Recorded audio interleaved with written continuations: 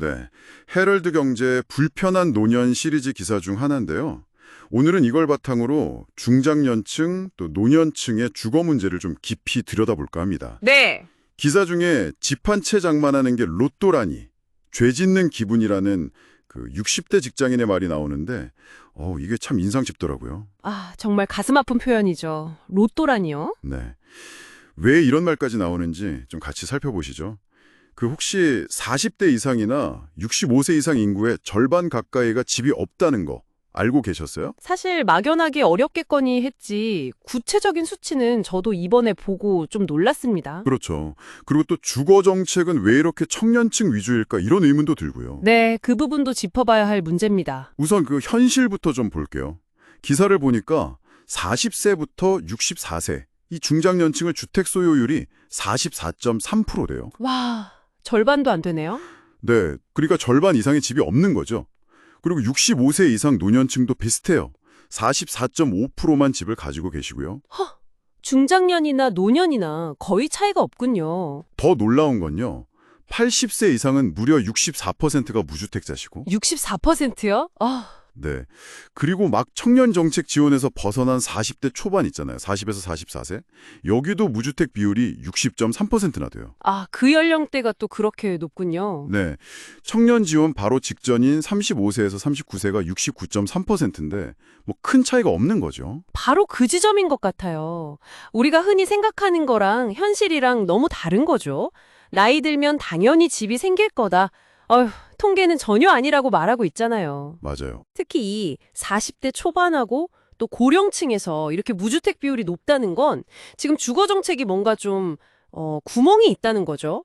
특정 연령대를 놓치고 있다는 증거고요. 그런데 현재 주택정책 지원은 사실상 대부분 청년층에 막 집중되어 있잖아요. 네, 그렇죠.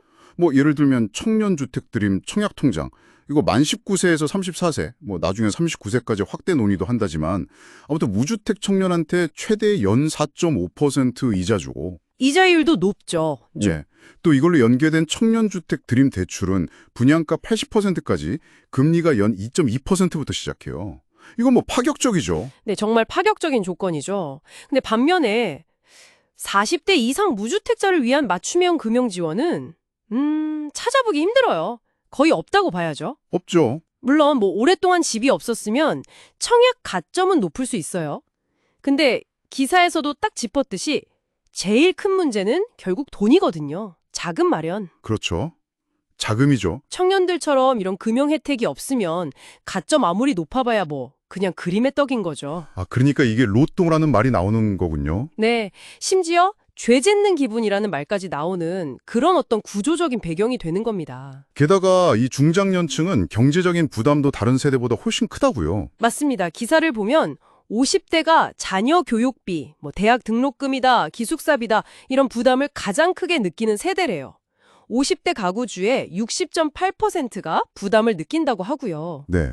아이들한테 돈이 많이 들어갈 때죠. 동시에 가구당 금융권 대출 잔액 중앙값도 6,060만 원으로 제일 높아요.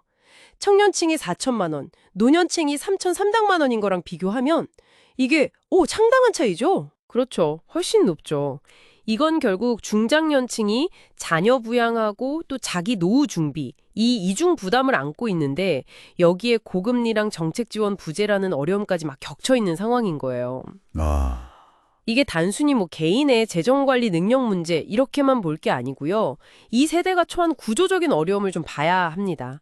이분들을 위한 어떤 정책적인 배려가 부족하면 주거 불안정성은 더 심해질 수밖에 없거든요. 네.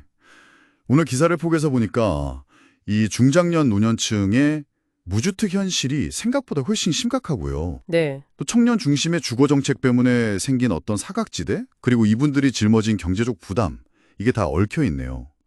내 집 마련이 진짜 로또처럼 여겨지고 죄책감까지 느끼게 만드는 현실이라니 참 안타깝습니다. 네, 정말 그렇죠.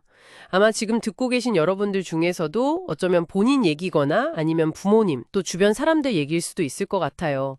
이게 그냥 남의 일이 아니라 우리 사회 전체의 주거 안정성 문제, 또 세대 간 형평성 문제로 다시 생각해보게 되는 지점인 것 같습니다. 맞습니다. 그래서 마지막으로 이런 질문을 좀 던져보고 싶어요. 지금 주택정책이 주로 생애 첫 집 마련, 여기에 초점이 맞춰져 있다면 이미 중장년기에 들어섰는데 여전히 집이 없는 분들, 이분들의 주거 불안정성을 좀 실질적으로 해소하려면 우리는 어떤 다른 길을 좀 찾아볼 수 있을까요? 다른 길이요? 네. 예를 들면 장기 공공임대주택 공급을 확 늘린다거나 아니면 중장년층의 다양한 상황에 맞는 그런 맞춤형 금융 지원 제도를 좀 섬세하게 설계한다거나 혹은 뭐 커뮤니티 주거 같은 새로운 주거 모델을 더 적극적으로 고민해 볼 필요는 없을까요? 이런 생각들을 좀 해볼 시점인 것 같습니다.